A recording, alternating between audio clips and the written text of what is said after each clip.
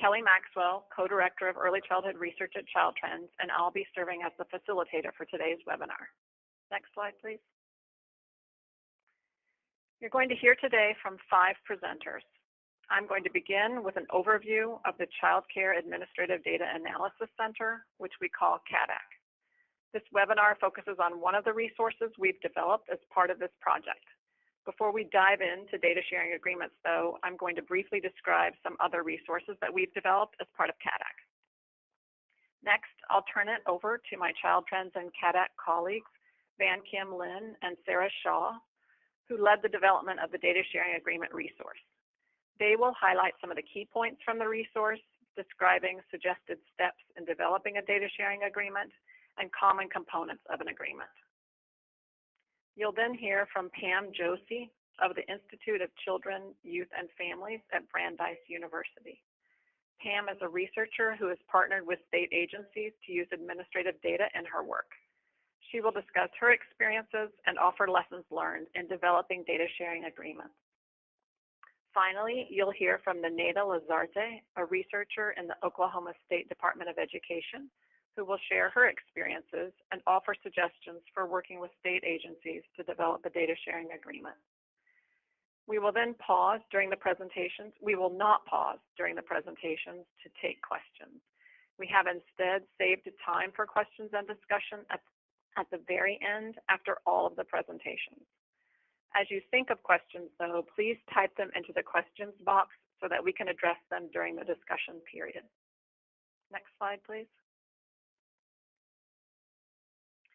The Child Care Administrative Data Analysis Center is supported by the Office of Planning, Research, and Evaluation in the Administration for Children and Families in the U.S. Department of Health and Human Services, with funds set aside for research in the Child Care and Development Block Grant Act.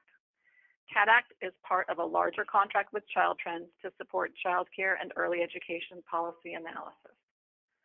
The primary purpose of CADAC is to support the use of administrative data to address policy-relevant early care and education questions for state child care administrators and their research partners. I would like to recognize Kathleen Dwyer and Janessa Malin, our OPRE team leaders for CADAC, and thank them for their support and guidance throughout this project. I also want to note that we use the term administrative data to refer to information about children, families, or service providers that is collected and maintained as part of regular program operations. Next slide, please. There are several resources related to using administrative data in research, but they can sometimes be hard to find. CADAC collaborates with the Child Care and Early Education Research Connections team to bring together multiple resources related to administrative data all in one place. The link on this slide will take you to a web page on Research Connections that describes various resources. The resources are organized by the 4 topics listed on this slide to make it easier to find what you're looking for. So I really encourage you to visit this link and to explore the many resources that are available there. Next slide. The CADAC team has also developed several resources to support the use of state administrative data in early childhood research. You can find them all on the website listed here. I'm going to quickly review these other resources. This first resource provides tips for building a strong partnership between researchers who want to analyze administrative data and the state partners who oversee the administrative data. It's particularly useful for researchers who have not worked with a state agency before. State agency staff may also find it useful to learn about the possible benefits of partnering with researchers to address shared questions of interest.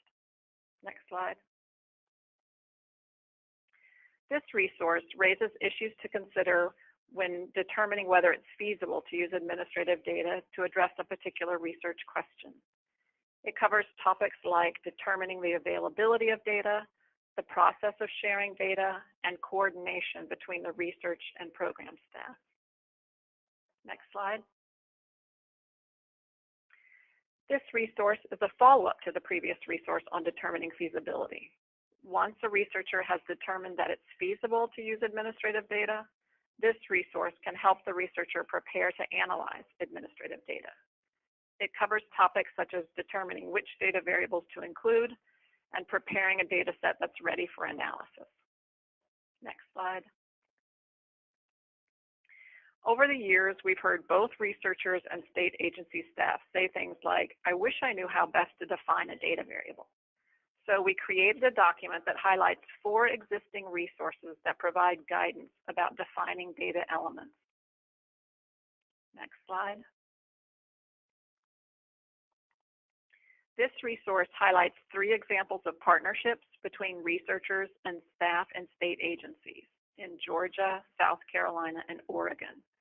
We describe each partnership and provide examples of the kinds of research they've done together. Next slide. Our latest resource focuses on guidelines for developing a data sharing agreement and is the focus of today's webinar. Next slide. So we're going to transition now to presentations.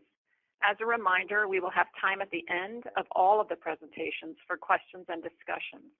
If you have a question during the presentation, please type it into the question box so that we can discuss it during the end of the webinar. And now I'll turn it over to my CADAC colleagues, Dan Kim Lin and Sarah Shaw, to provide more information about developing a data sharing agreement. Great, thank you, Kelly. Next slide. So this particular resource, Guidelines for Developing Data Sharing Agreements to Use State Administrative Data for Early Care and Education Research, was developed based on feedback that we were getting from the field.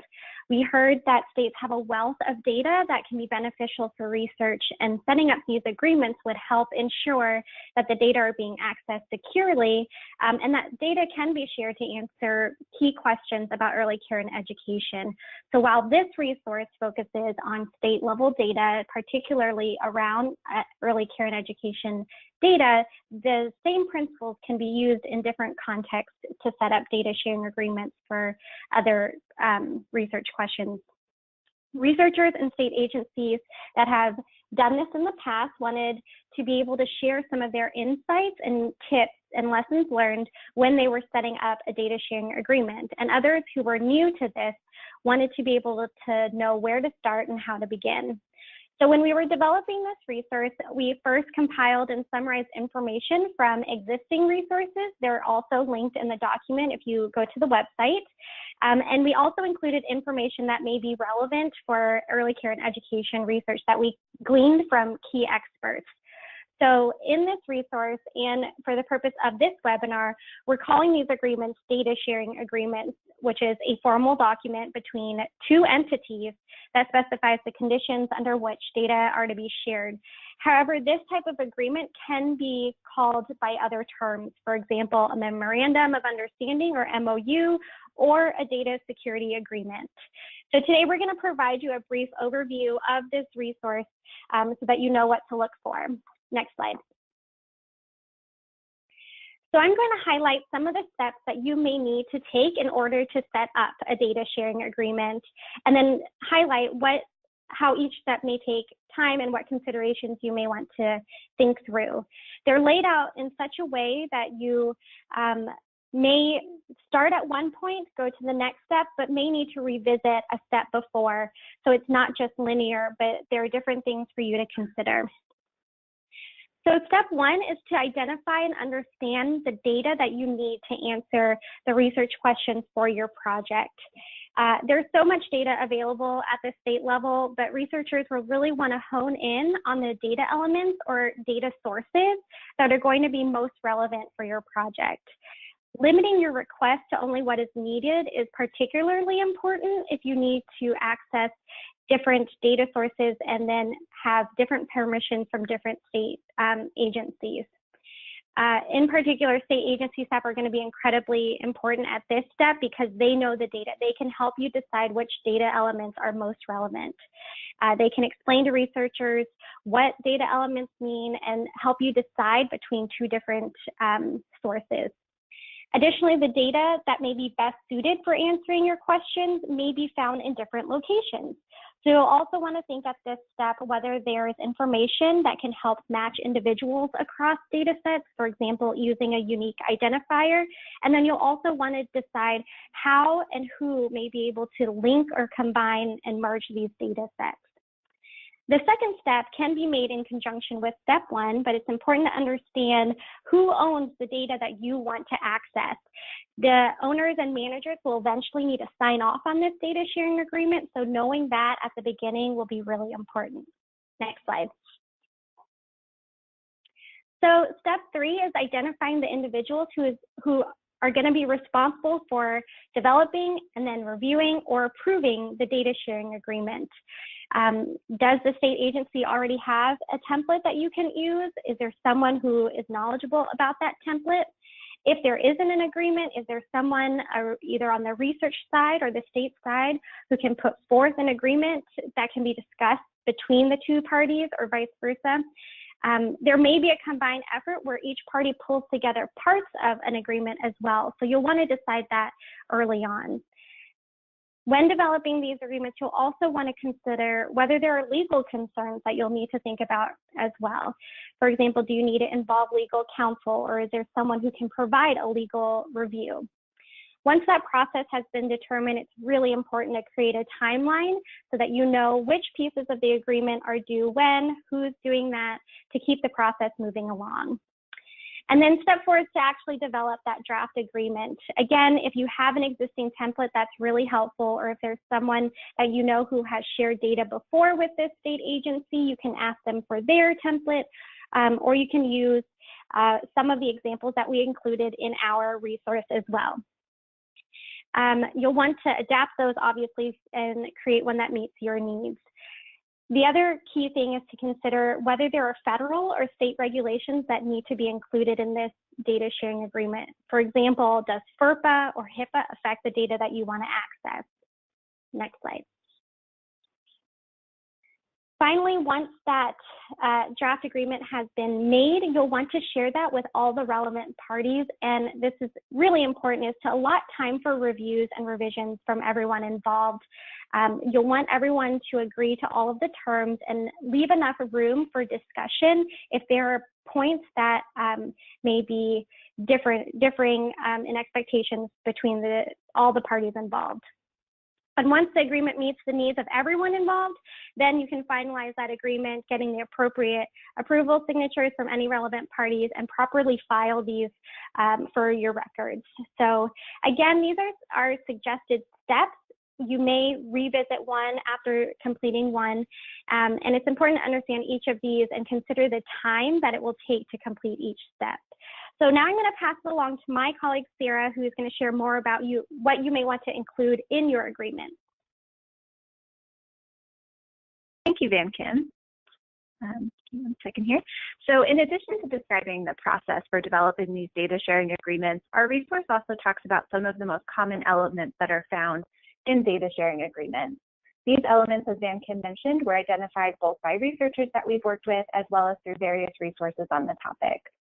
It should be noted, however, that this list of common elements is not meant to be an exhaustive list, and that each individual agreement may require different components. Researchers and agency staff will need to work closely with one another to identify the necessary components for their specific agreement. One of the common components is the contact information for key personnel. First, this may include the name of an organization authorized to share the data. In some cases, a researcher will begin discussing the proposed research with an individual or organization who houses the data, but will then need to work with another person to receive permission to actually use the data. Ultimately, the agreement will need to be signed by the person with legal authority over that data. You may also need to include the name of the organization requesting the data. This may include the contact information for the principal investigator or lead researcher on the project, as well as the person at the organization with the legal authority to sign the agreement. Finally, you may wish to include any additional project contacts or approved researchers. This list may include key contacts at both the state agency and on the research team. This section may also highlight the process for revising key contacts as members of the project team change over time. Another common component to include is the purpose of the research. This section may describe the research questions to be answered, as well as any of the benefits of the project to the state agency.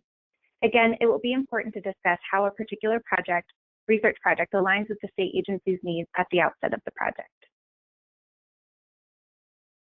Data sharing agreements also often include information about the data being requested, including the specific data elements, as well as the period of data use. For the description of data elements, it may be helpful for researchers to work with the state agency to identify data sets that contain the elements needed to answer the team's research questions. This section may also include the months and years with which the data are requested. Finally, if the project requires linking data sets, a description of the process for linking data may also be included in this section. For the period of data use, this might include a specific termination date for the data sharing agreement. This date should include enough time to allow for time to analyze the data, write up any reports, and address any necessary follow-up questions. Sarah, I have a request for you to speak a little more slowly, please. Oh, sorry about that. Many research or data sharing agreements also include sections on key personnel expectations and responsibilities. This may include the roles and responsibilities of participating parties, which may include information about who is responsible for funding the work, for merging the data sets, and for answering questions about the data. This section may also include information about compensation. For example, if the research organization will be compensating the state agency for their time, this may be added to the agreement. Agreements may also delineate who has ownership over the analyzed data. For example, if the research team creates new variables, the agreement may describe if the research team is responsible for sharing these new variables with the state agency.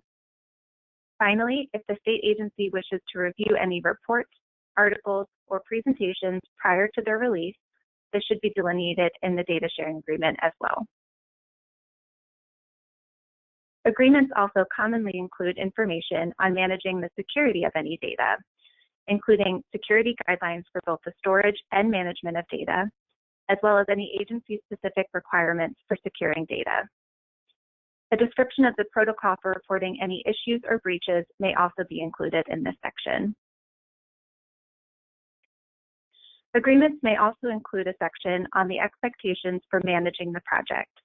This may include a description of the process for making modifications to the agreement, including what, if any, changes can be made without approval, and the process for requesting any revisions.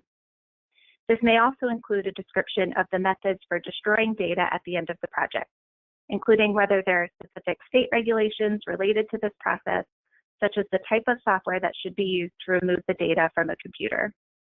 And finally, the agreement may include information about the retention of de-identified data for restricted use access, including any procedures for retaining this data. One final component to discuss is whether or not the project requires an institutional review board approval. If it is required, the agreement may include information about who is responsible for obtaining this approval. In some cases, IRB approval may be required prior to finalizing a data sharing agreement. To learn more about the process for developing these agreements in practice, we will now hear from both the researcher and state agency perspectives. To start us off, I will turn it over to Pam Joshi from Brandeis University, who will discuss the process from a researcher's perspective. Thanks, Sarah. You can move to the next slide, please. So my name is Pam Joshi. I am the principal investigator of the Massachusetts Child Care Research Partnership Grant, which is a collaborative partnership with the Boston University School of Social Work and the Massachusetts Department of Early Education and Care, or EEC for short. Our research focuses on evaluating changes to child care subsidy policy and administrative changes on subsidy benefit stability and the continuity of care, specifically in Massachusetts. Today, I will be discussing our process of obtaining and maintaining our initial data sharing agreement with our state partner. And for those who are interested, the agreement is actually included in the appendix of the Child Trends Report. Next slide, please. So before talking to a state, I think it's important to keep in mind a few items. So our research partnership with EEC began when we responded to a RFP released by OPRE in 2013 to conduct child care policy and practice research in partnership with the state lead child care subsidy agency. The RFP clearly stated that if administrative data was going to be used, an MOU or a data sharing agreement had to be submitted with the grant application. So when approaching a state agency, it is important to think about a range of research questions that your research team and the state would be interested in answering, as well as how the research will contribute to a broader conversation in academia and policy, and whether the research is relevant to community and parent stakeholders. Also, it is important to think about whether administrative data is needed to answer your research questions, and if yes, what type of administrative data. There are multiple levels that administrative data is collected, which can be stored across different data systems or at the back end in multiple files. Before talking to the state agency, it's important to think about the level of data that you need, meaning at the provider, child, family levels, or all three. Also, consider whether the subsidy system in your state has vouchers, contracts, or both. As part of our initial conversations with the state, we learned that vouchers and contracts were in separate data systems. Also, the type of data that you need is important. Program data is often not linked to outcome data that you may be interested in studying. It is important to think about whether you would need to link across systems and agencies. For example, one question is, if you want to link to child health outcomes, does the state already have an integrated data system or an existing data sharing agreement with the Department of Public Health? Finally, save yourself some time and look around on the website or ask your colleagues to see if there is a data request process that has already been established. Next slide, please. So I'm going to talk about our process for the partnership grant. In thinking back to 2013, the RFP that we were responding to had a broad set of child care research questions and a deadline, which always speeds up the pace of conversations. Before talking to the state, we established a list of questions that we were interested in, that we had the expertise to answer, and that we thought would be of interest to the state. We also identified topics that the state may be interested in, but we as a research team could not answer. Once we had our list of questions, we went about identifying a contact at EEC. Since we did not have a direct contact at the agency at the time, we searched the web, talked to our networks, and approached colleagues who either worked at the state in the past or in departments or in different departments of the state. Basically, we cast a really wide net. In our discussions, we also asked about how to connect with the IT staff. Next slide, please. So eventually, we were connected to staff at the state who administered the child care subsidy program. We had multiple conversations with a group of program and IT staff to discuss their interests and what questions that we could and could not answer using existing data. For example, we were very interested in studying cliff effects, meaning that we wanted to understand whether the program rules, specifically income requirements, factored into parents' employment decisions. We also knew that there was limited research on the topic, and the broader group of community organizations and policymakers in Massachusetts were interested in this question. As it turned out, our main question on our research agenda, including cliff effects, were not answerable with the existing data. So in all of our conversations, we ended up talking a lot about the administration of the program and the state's interest in making it more family-friendly. As a group, we decided on a research question focused on evaluating the impact of recent administrative changes that changed the location of reassessment from child care resource and referral agencies to contract providers, and the impact of that on subsidy stability. So to answer this research question, we needed data at the child, family, and provider level. Another important topic of discussion was the state's requirements for data storage and their data transfer process. We needed to confirm that on our end, we had the appropriate infrastructure to house the administrative data. So in the process of these initial discussions, we learned that we really needed to have a lot more communication with the IT staff about the data system that we had originally planned for, without taking up too much of their time. So our solution was we set up a biweekly phone calls with the ECE program staff member and an IT staff member for the first year of our grant. Through these initial conversations, we learned that the state already had a data request process, so we did not have to break new ground. Next slide, please. So once we agreed on the study questions and the data that we would need, the state sent us a copy of their MOU template that included the general parameters for data elements that we would submit a request for. We did not have to get into too much detail, for example, about the variable names. The MOU was prepared by the EEC legal team and had to be signed by the EEC commissioner. The head of our university's Office of Research Administration, who was a lawyer, had to approve and sign this agreement on our end. After we were awarded the grant, the MOU was submitted to the university's Institutional Review Board. One point to consider is what happens if your project needs additional data that is not covered by the agreement. In our case, we wanted to understand how the characteristics of providers, such as offering non-standard hours, affected subsidy stability. This data is collected by CCR&Rs through a system called NACRAWare. The state had a separate agreement for NACRAWare, so the university had to agree and sign a non-disclosure agreement with Child Care Aware of America in order to keep the data confidential. This required the signature of our Office of Research Administration. Lastly, we had to extend the MOU for another year, which required an amendment to our agreement that had to be signed by the EEC Commissioner and the university's Office of Research Administration. All of these agreements take time and should be factored into project timelines. In the end, we decided not to pursue employment data that is housed in a different agency, which would have required EEC to enter into an interagency agreement. Next slide, please. So the actual MOU is pretty straightforward. The proposed research studies abstract was included in the MOU's purpose section. Based on our proposed study design, we had to specify the time period of the study and a general description of the data elements needed. And again, all this came from our research proposal. The states specified the timing of the data request, starting from the initial transfer to quarterly transfers after that. The state also specified that the data transfer process had to use secure data transfer methods to protect confidentiality of participants.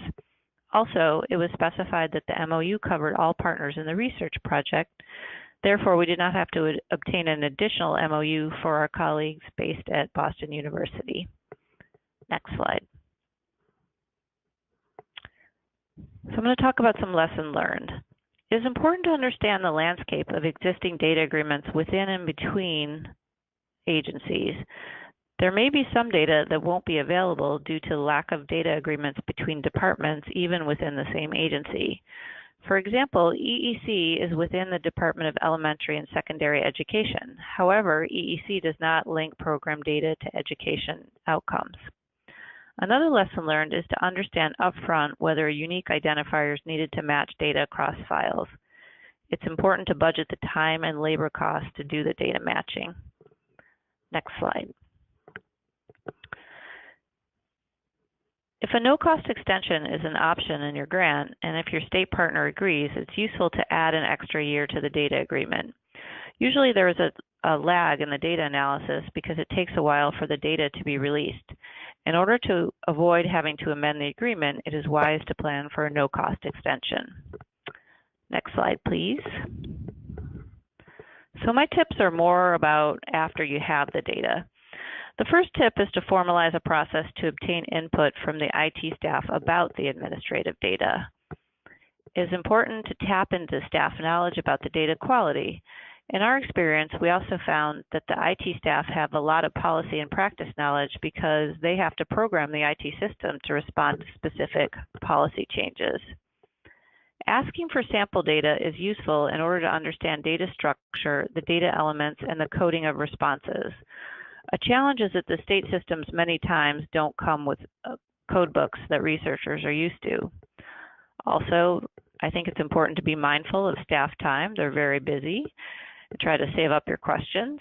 Another way to understand administrative data systems before or after obtaining data is watching webinars that are generally made for training purposes.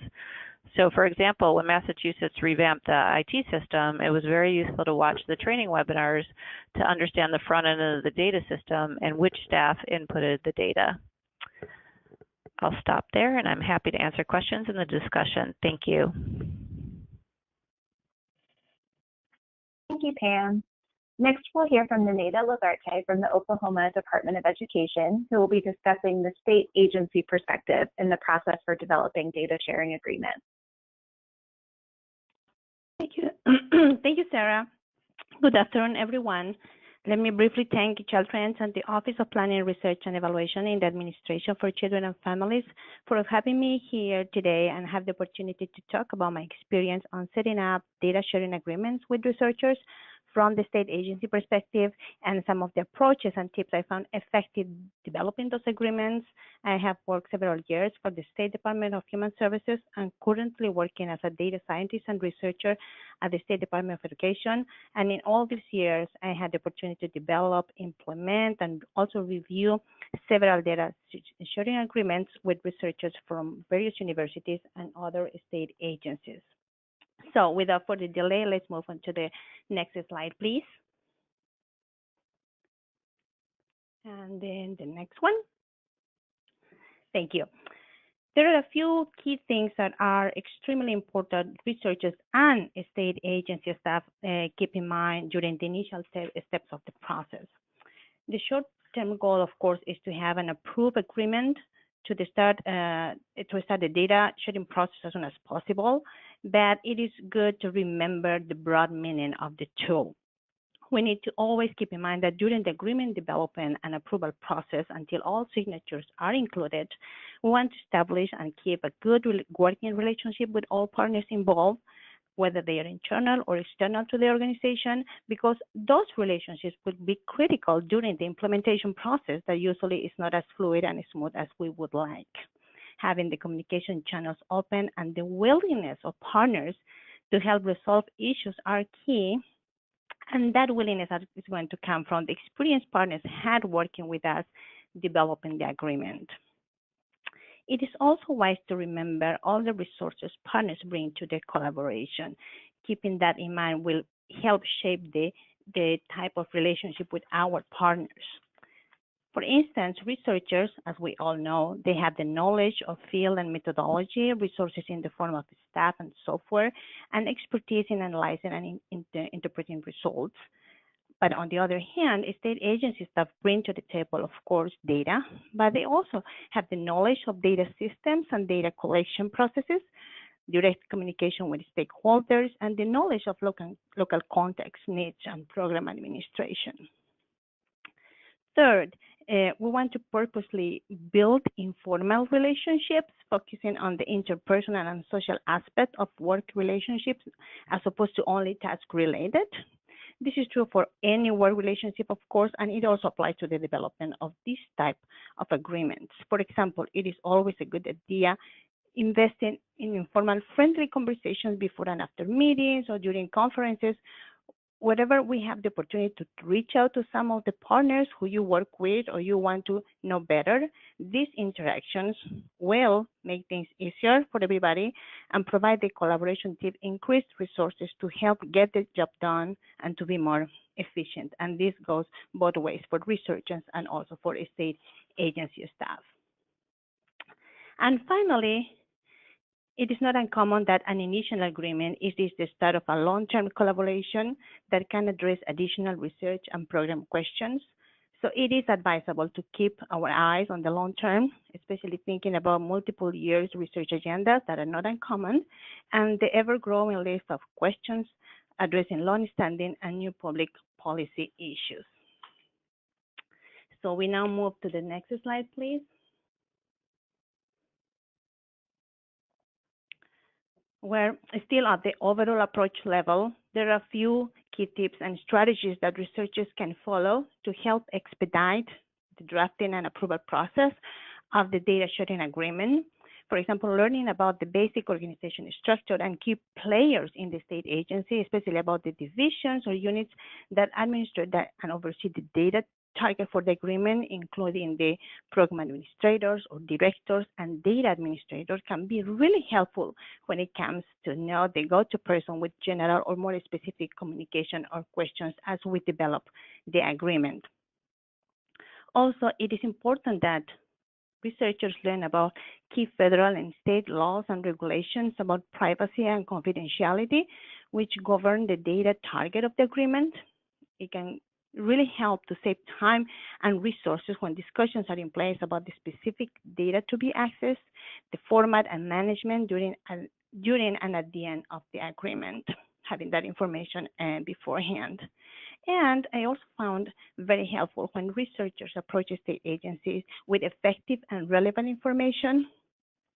And this can be helpful during the drafting and approval process. For example, if researchers have or had in the past similar collaboration projects with other state agencies or in other states, and how those collaborations work, it could be really helpful for a state agency to have that information and to share that information with the agency leadership.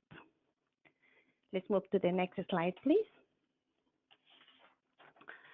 So developing data sharing agreements can be challenging and they can take a long time. Both researchers and state agency staff can greatly benefit during the agreement development if they try and implemented a few things. First, facilitating the process as much as possible for all partners. For example, with clear, relevant, and timely information during the first stages of the collaboration about the overall objectives of the collaboration and the data involved in the agreement.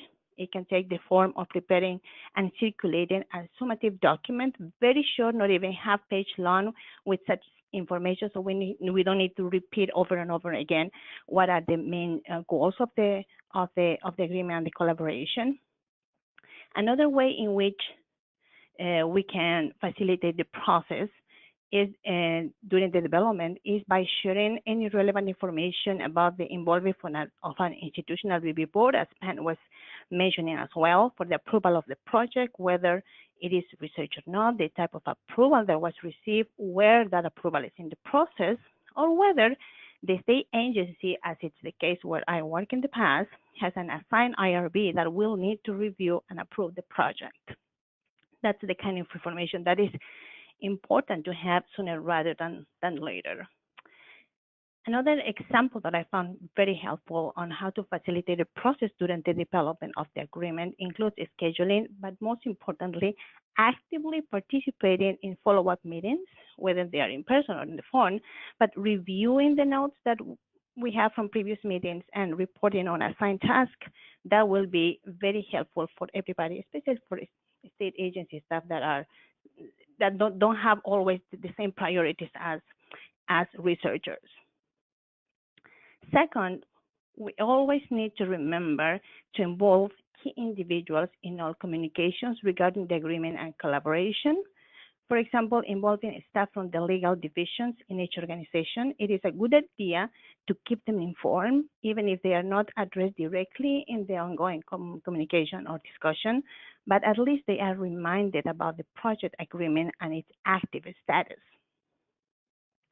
And finally, it is important to learn and share information about the entire vetting process in the state agency and the expected timelines until the agreement is finalized and approved. The vetting process in a state agency, at least in my experience, generally involves 3 different activities. One, it is the data availability inquiries. So the state agency really has the data that the researcher needs. Second, data sharing feasibility inquiries, including the actual transfer options for the data storage, data sharing prohibitions that could affect the realization of the agreement. And finally, the agency leadership willingness and interest in the project, for example, in terms of the relevance of the project to the organization's strategic plans or needs, or any new regulation or reporting requirements. If we go to the next slide, please. Here I have listed a few additional strategies that I found effective while setting up those sharing agreements for both researchers and state agency staff during the agreement development. it is useful to make sure the document is clear and very specific about its purpose, the conditions under which the data will be exchanged, and any prohibitions included. For example, it is the responsibility, it's always good to remember that it is the responsibility of the principal investigators and the key officials or program administrators involved in the project to exhaustively review the agreement, especially the content related with the data specifics. The legal staff will advise and add any legal language needed, but ultimately those who will be using the agreement as a framework for the work ahead are those directly involved in the project or collaboration are the ones that are responsible for those final reviews. Also, it's good to remember that we need to ensure that the target data elements are jointly reviewed by all partners. During these reviews, you can that you have with both researchers and agency staff together. Any doubts on or wrong assumptions about the data will be cleaned up, which will be extremely helpful to anticipate any issues or plan accordingly for data cleaning, preparation, and analysis. And finally, it is also wise to review the steps of the project ahead vis-a-vis the agreement clauses, just to make sure everything is covered and included. Agreements can always be amended, but that takes time. With that, I will turn it over back to Kelly. Thank you. Thank you, Nadeta, and thank you, Pam, Sarah, and Van Kim for all of that great information that you shared with us. I want to open it up now for discussions. And as a reminder, if you have a question or a comment, please type it in the questions box. But as you're thinking about questions and typing away, I hope, I'm going to kick us off. And I think my first question is for you, Pam. As a researcher, what do you wish state agency staff knew that would make it easier to develop data sharing agreements? Thanks, Kelly. So I would say, just based on our experience in Massachusetts, we developed a data sharing agreement actually very quickly and relatively easily in response to an RFP. But I think just a couple of general things that I think it's important for state agency staff to know is that it's important to recognize that researchers will work with the files at the back end of the data systems. And so I'm going to include myself in here. We don't necessarily generally have a great understanding of the front end because we don't see how the data is inputted into the system. And as I mentioned, researchers are looking for code books, and in our experience, there isn't a code book that we're used to. So I'd recommend that the IT staff just try to be explicit as possible about the types of data elements that are available in the data system, and really just send as much information about the data system that they're comfortable sharing so that researchers can try to be as efficient as possible in trying to figure out how their data files will eventually look. I think this helps with making sure that the research questions can be answered with the existing data, and the data request process and timeline are much more specific. I also think it's important to be honest about the potential quality of the data, and if there are known data issues, I think it's just better to put them on the table earlier rather than later. The second thing that I would say is that most researchers who contact state agencies are wanting to do applied research, and they want their research to have impact, and they want their research to be useful for the state as well as the field. And so in many ways, I think, even if state agencies or, staff are busy, I think, it's always useful to listen to researchers' questions just to see if they're mutual interest, even if they don't have time or feel like, you have data or bandwidth to deal with a researcher. Know that I think researchers in general are pretty thoughtful, and if we want to work with administrative data, I think hopefully the researchers are in it for the long haul and are willing to work with sometimes messy data. So I think those are important to keep in mind just when thinking about how to work with researchers. Thank you. Well, we have questions coming in, so I'm going to ask some of the questions that our participants are raising. The first question is, do we have any guidance about developing data sharing agreements when data from participants living on tribal lands is involved? How do you engage the tribal government? Naneda or Pam, have you ever had to enter into data sharing agreements with tribal governments? No, I have not had experience working with that type of data, Kelly. Pam, yeah, unfortunately, I've never had that experience. So I would encourage you to look at the Research Connections website for a range of resources to see if there's information about working specifically with tribal governments. My guess is that when you identify all the key players who oversee and own data, you would need to have conversations with those in the tribal government as well as anybody else that you are engaging to get access to the data. The next question, first they give us a compliment. I appreciate all of this information.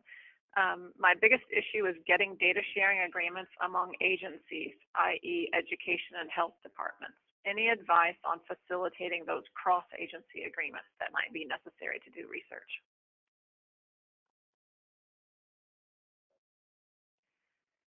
Pam, I know you talked about how you specifically didn't get some data because it would require going to another agency. That's right. I think mine's more of a story of not pursuing that, so I don't necessarily have any advice on how to make it happen. I think in some cases it's personal connections. Sometimes some of the grants, like I would say some of the HHS grants that encourage collaboration between agencies are useful to apply for, and then, therefore encourage collaboration. But from a researcher's point of view, I think it's pretty challenging to convince state agencies to pursue those agreements unless there is a very good reason to do so, or really an interesting question that both agencies are interested in answering. So unfortunately, I don't have any really good strategies on how to do that, but I'm looking for them too. So. It's related to another. Oh, go ahead. And in my experience, probably the big takeaway from my experience is that trying to access data from another state agency, it's pretty much the same process as researchers face when trying to get access to data from a state agency. It's basically the same, but what I have seen that work better when it is an agreement between agencies is if leadership is first involved, and at that level there's an agreement about sharing data and what the general agreement about it, and then you can start working with researchers and the data people to actually work out on the agreement and the next steps. But those will be the tips that I would have from my own experience trying to do that. The thing I would add is I do think it's if the two agencies have shared data previously, I think it increases the likelihood that they can engage in another data sharing agreement. And if the state is developing or has in place an integrated data system, many states are working on or have developed early childhood integrated data systems and are pulling data from multiple agencies, you might be able to work with the governance structure that oversees that integrated data system to access some of those data that may have some of the data that you are interested in for your research.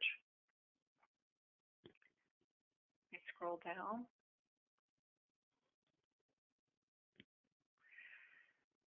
A person asked, are there any established standards for who can access the data and for what reason within or across agencies?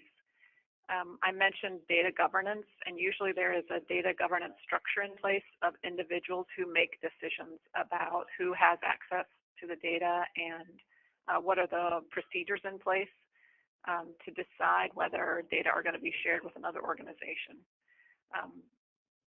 Anybody else want to add anything from the panelists?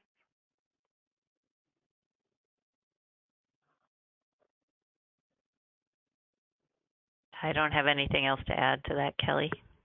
Okay. Neither I do.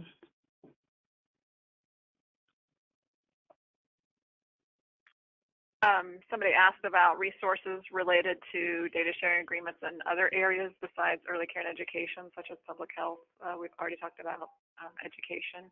I would really encourage people who are interested in data sharing agreements and the use of administrative data broadly to look at the Research Connections website. On that page that has administrative data resources. Many of the tips and strategies are relevant across content areas. So I would encourage you, again, to look at those broad set of resources on using administrative data in research. Kelly, I have something to add to that. This is Pam. So one thing that I've done in collaborating with Department of Public Health, not in early childhood, is joining advisory committees. So you can, for certain data, for example, PRAMS data, there's at least in Massachusetts, there's an advisory committee, and that sort of helps facilitate interacting with state agency members, and then also hearing about what kind of research questions they're interested in. So I've been very interested in maternity leave, and I think over the years we've finally kind of convinced each other that that was an interesting question to pursue. So I do think there are ways to do it just in terms of trying to get involved with if there are opportunities to join these kind of advisory agencies or more like research councils even. So I would maybe ask around if those opportunities are available. Great. Here's a question. Go ahead, Nanaida. This is Van Kim. I just wanted to note a lot of participants are providing some really helpful resources about data sharing agreements, especially in regards to cross-agency data sharing agreements. And I will note that a lot of these resources have been compiled under our Research Connections page under Working with Administrative Data. So just to affirm that we have a lot of these resources that could be really helpful if you check out the Research Connections page. Pam and Anita, we focused this webinar on tips and steps in developing a data sharing agreement, but I'm wondering if either of you have run into challenges that you couldn't overcome so that you didn't have a data sharing agreement in place, and if so, could you tell us briefly about that and whether you were able to eventually overcome those challenges and access the data in some way?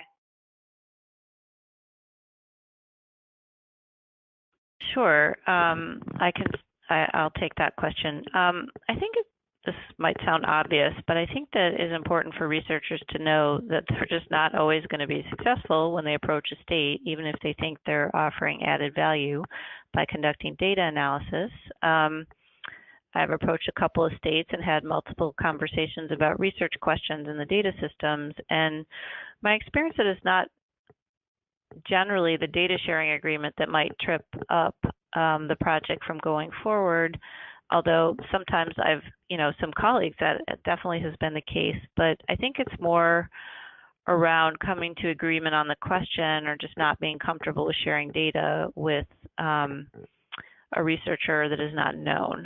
I think sometimes data analysts or program staff may be interested in working with a researcher, but agency staff and management positions may not be interested in that for a variety of reasons. And so I think in this scenario, really a researcher that wants to overcome the challenge, I think it's just important to keep checking in periodically because what we found is priorities can change clearly in a fast-paced policy environment, or there's turnover at the management level. So I think it's really just periodically checking in to see if some of the research questions are of interest, and you can pursue the data.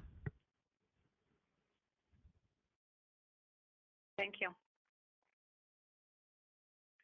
Another question is, do you know how many states make all of their QRIS program data publicly available? And no, I don't know off the top of my head. I think that it is a discussion with each of the agencies about what they're willing to share and under what circumstances they will share the data that they have about the programs and families and children that they serve. One more question. We focused today on the data sharing agreement almost like it's the end point, when it's really actually the beginning of much of the research work between state agency staff and a researcher. So could each of you, Neneta and Pam, talk about what it's like to do research once the data sharing agreement is in place? And have you, for instance, had to revise the agreement based on something that came up during the research? And how is the data sharing agreement really a quote-unquote living document? Sure. This is Neneta. Once the agreement is in place, I would say the real work starts, in the sense that the data need to be extracted, files with information need to be prepared for the transfer. The actual transfer of the data need to occur. Sometimes it takes several rounds of questions. Once researchers have the data, it takes several rounds of questions and answers about the columns and the rows in the table, the computations included, what is the meaning of the blanks or dots in the data, the consistency across years, changes in variable groupings, et cetera, et cetera. So really, once we have the agreement finalized and we have the data, it's a long process until the data that is received is understood and we can clean and get it ready for analysis. So it is a very intense phase with a very close collaboration between the external researchers, the internal researchers, if there are some internal researchers, and state agency administrators and data specialists will take place. A solid and comprehensive agreement, as we mentioned before, where much of the details about the data are included in, I have usually include them in appendices. It's extremely helpful, and I was fortunate enough not to having to make any amendments to the agreements. I mean, they are possible, but amendments take time. Sometimes even for a minor change, still they need to have an additional set of signatures. Thank you. Pam, do you want to add anything? Sure. I would just add that what we have found is really asking for sample data is, so before having the IT staff pull the data for us, we get a sample of the data, particularly as on how the data is organized, and sometimes we don't even actually have real data in there. It's just because we want to see the structure before we start the long process of filling out a form. So in Massachusetts, there's an actual form that you fill out in terms of the variables that you want. And it starts getting much more specific when after the data sharing agreement comes and you know the variable names that you're interested in.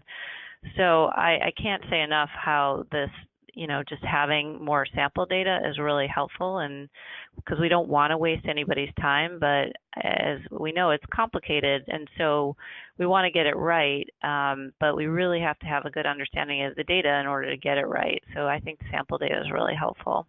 And we didn't revise our MOU at all for the child care subsidy data, but as I talked about in my presentation, we did have additional agreements to get provider data. Thank you. We've had a couple of questions about working with smaller agencies whose staff might be a little more nervous about sharing data, particularly child-level data, and if we have any advice for that. And I'll kick us off by just saying that I really think it's important to develop strong partnerships between the researchers and the program agency staff, so that you're working on a research question that is really critically important to both of you, and to think about doing this research in the context of a longer-term relationship with them to address a range of questions.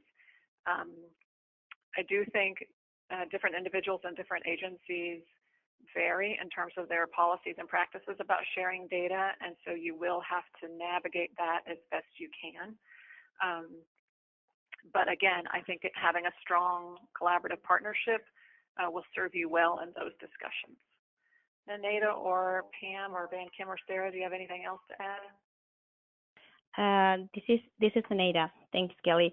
I think I would just reiterate what I mentioned during my presentation, that I found it very helpful from the state agency staff perspective if the researchers have or had in the past similar collaboration projects with other state agencies, or in other states something similar is happening with at the state agency level, and how those collaborations work. It is very helpful for the staff in the agency to know about them, to see that it is happening in other parts, that it is working, and what are the things that could be extracted from that collaboration, and the outcomes that are come from the collaboration. I think showing that it is happening in other places, it is very helpful to know. Thank you. Sarah, let's move to the next slide, please. I really appreciate everyone's questions today, and I want to now close this webinar by thanking OPRE again for their support of this work, and thanking the presenters, Nenada, Pam, Sarah, and Van Kim, for sharing their expertise with us today. I also want to thank each of you for joining the webinar. We've listed on this slide email addresses for each of the individuals from today's webinar in case you would like to contact one of us. We have also listed again the link in yellow to the landing page on OPRE's website, where you can find all of the CADAC resources. Thank you again, and I hope you enjoy the rest of your day.